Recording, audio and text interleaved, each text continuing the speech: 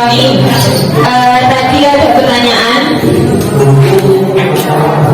saat dalam keadaan haid, apakah wajib mengumpulkan rambutnya? Nah, sebelumnya di sini yang saya ketahui,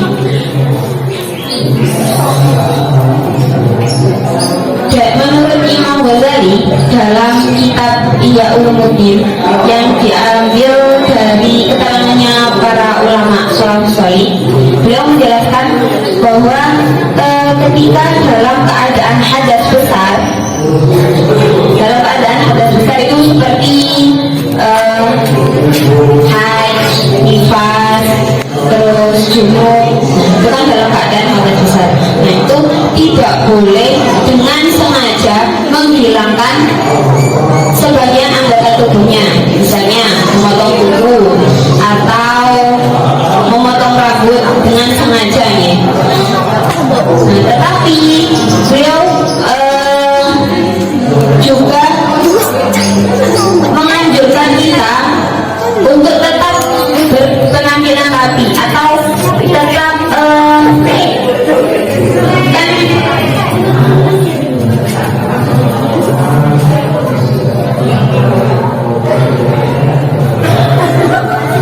tapi Imam Ghazali di sini juga menerangkan bahwa meskipun dalam keadaan haid atau dalam keadaan hadas besar, dia juga menganjurkan untuk tetap berpenampilan rapi atau menjaga kebersihan. Nah, karena menjaga kebersihan kan juga sebagian dari iman ya.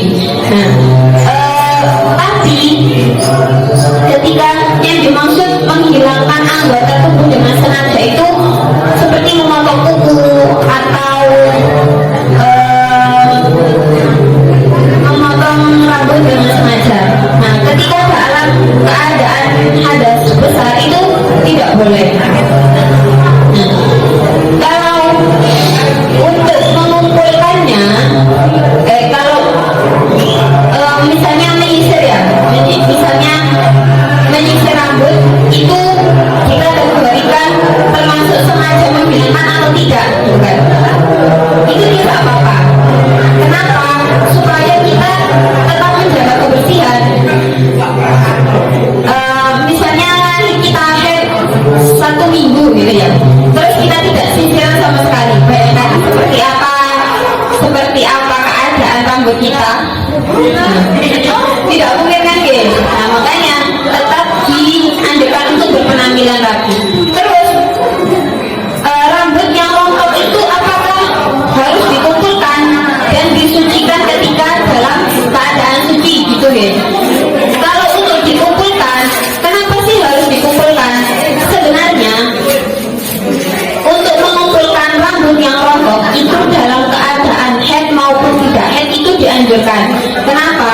Karena rambut itu termasuk anggota tubuh bagi perempuan ya. Bagi perempuan itu termasuk aurat. Jadi apa badan? Rambut itu termasuk aurat.